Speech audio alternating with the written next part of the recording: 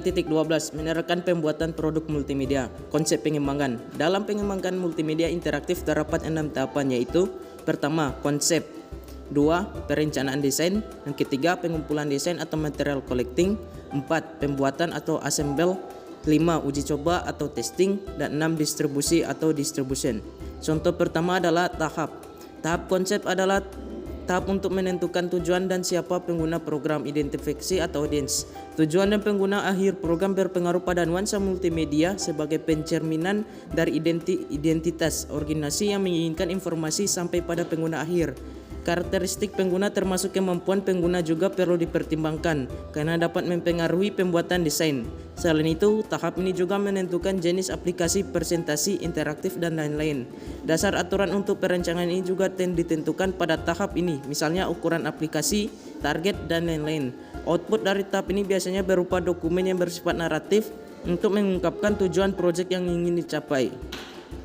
Adapun tujuan tahap dari konsep meliputi tujuan aplikasi, informasi, hiburan, pelatihan, dan lain-lain. 2, identifikasi pengguna, user. 3, bentuk aplikasi, presentasi, interaktif, dan lain-lain. 4, spesifikasi umum, ukuran aplikasi, dasar perencanaan, target yang ingin dicapai, dan lain-lain.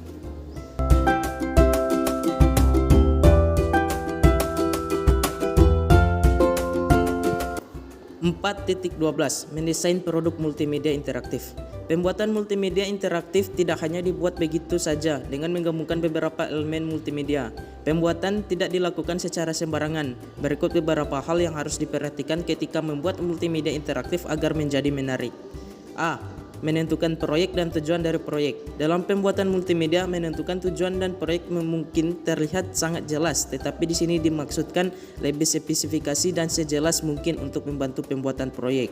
B. Memahami audien. Tentukan rentang usia, pria atau wanita, kepentingan tertentu, dan juga tingkat pendidikan. Perhatikan juga apa audien mengalami cacat penglihatan, pendengaran, atau sebagainya. Melalui multimedia tersebut, audien akan pasif atau aktif dan juga mendidik atau hanya menghibur. C. Desain informasi.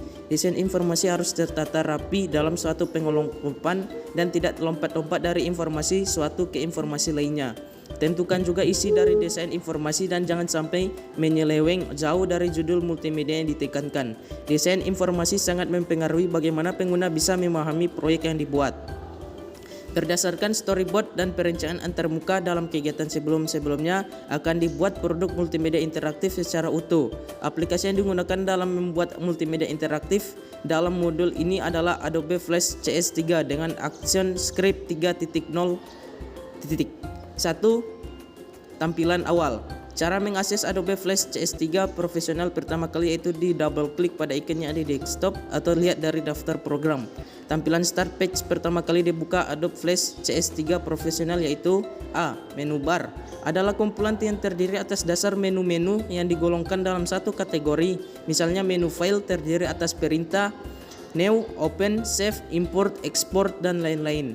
B. Timeline adalah sebuah jendela panel yang digunakan untuk mengkelompokkan dan mengatur isi sebuah movie. Pengaturan tersebut meliputi penentuan masa tayang objek, pengatur layar, dan lain-lain. C. Stage adalah area untuk berkreasi dalam membuat animasi yang digunakan untuk